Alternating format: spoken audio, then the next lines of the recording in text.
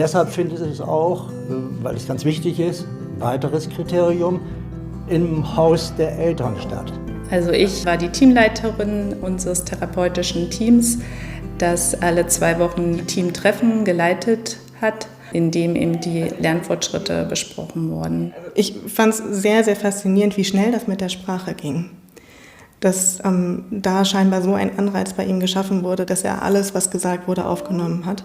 Dass es angefangen hat wirklich mit kleinen Lernschritten. Wir haben einzelne Wörter gelernt, wir haben einzelne Dinge benannt und kurze Redewendungen benutzt. Und daraus hat sich ganz, ganz schnell was entwickelt, dass er selber auch im Alltag eben durch die Gegend gelaufen ist und Dinge benannt hat, danach gefragt hat, wie nennt man das, wie heißt das, was ist das hier? Ich glaube, am wichtigsten war tatsächlich zu Beginn der Therapie, dass er überhaupt lernt, dass Interaktion etwas Wertvolles ist. Und daran haben wir am Anfang extrem lang und extrem viel gearbeitet, dass er Blickkontakt hält, dass er überhaupt die Aufmerksamkeit auf sein Gegenüber richtet, dass er es schafft, Wünsche und Gedanken zu verbalisieren und damit eben auch die Möglichkeit sieht, das erfüllt zu bekommen, was er gerne möchte. Bevor Tomo die Therapie angefangen hat, war er zurückgezogen, kam wenig auf Menschen zu, hatte wenig interagiert.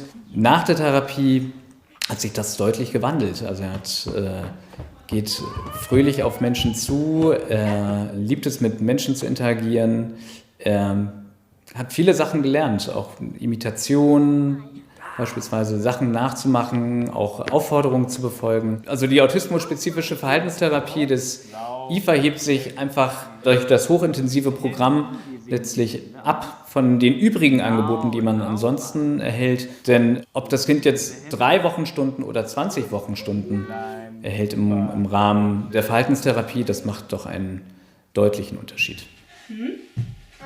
Elias ist ein sehr lebhaftes Kind und zu dem Zeitpunkt war er sehr schwer zu handeln. Also er war sehr lebhaft und aufgedreht. Er schwirrte umher und war dabei, Lichtschalter an- und auszuschalten und hat sich verfangen in autistisch-stereotype Verhaltensweisen. Und er war also schwer im Kontakt, also schwer zugänglich auch. Wir haben von dem Frühförderprogramm gelesen, von dieser Intensivfördermaßnahme und waren sehr beeindruckt und dachten, das ist genau das Richtige für unseren Sohn und haben uns beworben.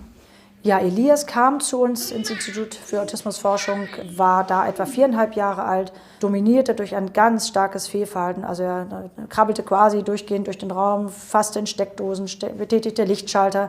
Wir waren kaum in der Lage, mit ihm irgendetwas zu machen, weil er sofort Dinge vom Tisch schmiss oder zerriss. Kein Material blieb sozusagen erstmal heil. Wir haben dann vor allem in der Intensivtherapie in den 8 Monaten erreichen können, dass dieses Fehlverhalten sich quasi komplett verändert hat. Elias kann inzwischen sich sehr gut verbal äußern. Er kann inzwischen mit den Arbeitsmaterialien gut umgehen. Und was die Mutter immer wieder sehr betont und was man auch wirklich sehen kann, dieses Abtauchen in seine autistische Welt ist deutlich reduziert. Er kann jetzt immer wieder leicht zurückgeholt werden. Es ist ja für Kinder ganz normal, in Interaktion zu sein. Und andere Kinder sind automatisch den ganzen Tag mit ihren Eltern oder mit Geschwistern oder mit Spielkameraden in Interaktion. Das ist bei autistischen Kindern anders. Deshalb ist es wichtig, dass eine intensive Förderung gemacht wird. Und bei Elias war das so, dass er 30 Stunden quasi in der Woche Therapie, aber die Therapie ist eigentlich Interaktion hatte. Also Interaktionstraining kann man das auch nennen. Man konnte auch deutlich wahrnehmen, dass er auch Menschen viel bewusster wahrgenommen hat und auch tatsächlich Spaß gefunden hat daran, mit anderen Zeit zu verbringen oder auch zu spielen. Also mein Ratschlag an die Eltern mit einem autistischen Kind wäre, nicht aufzugeben, dran zu bleiben am Kind und auch wenn es mühselig ist und Zeit beansprucht, aber immer versuchen, gemeinsam Zeit zu verbringen, Spaß zu haben, rauszubekommen, was das Kind interessiert, womit man es locken kann. Also ich habe natürlich sehr viel durch die intensive Zusammenarbeit nochmal sehr viel über Autismus gelernt. Und ich hatte auch ein paar Vorurteile vorher gegen so eine intensive Therapie. Und ich habe gelernt, dass das für viele Kinder wirklich sehr, sehr hilfreich ist und die Entwicklung sehr positiv beeinflussen kann. Und bei Elias ist halt ein sehr schönes Beispiel dafür. Der hat sich halt sehr positiv entwickelt.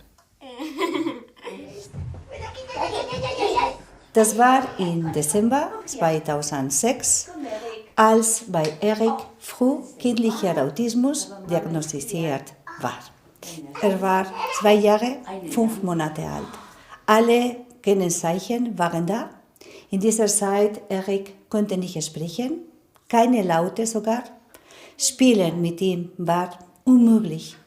In Hamburg wurde uns 2 Stunden Therapie in der Woche empfohlen. Und das haben wir gedacht, das kann nicht sein. So wenig, das geht nicht.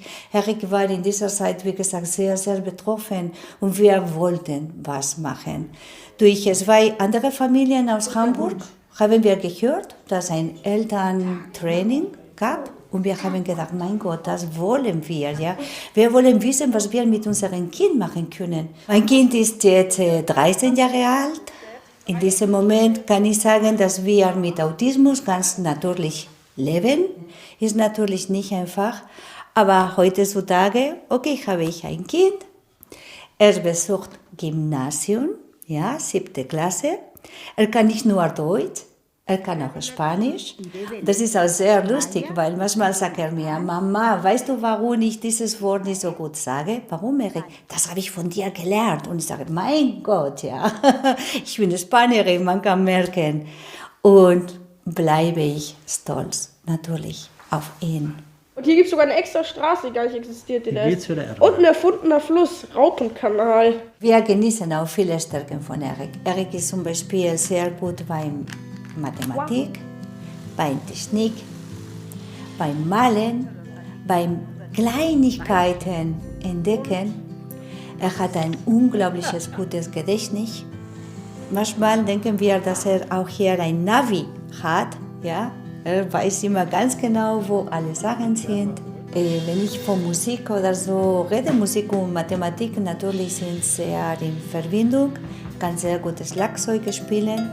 So, wichtig, Frühförderung, frühe Diagnose. Manchmal kommt in Deutschland sehr spät. Und die Frühförderung ist so wichtig. Je früher, desto mehr Chance. Wenn jemand mich fragt, ja, was kann ich machen, gib mir einen Tipp. Ich würde immer alle Eltern sagen, sich informieren, sich ausbilden, sich einbringen.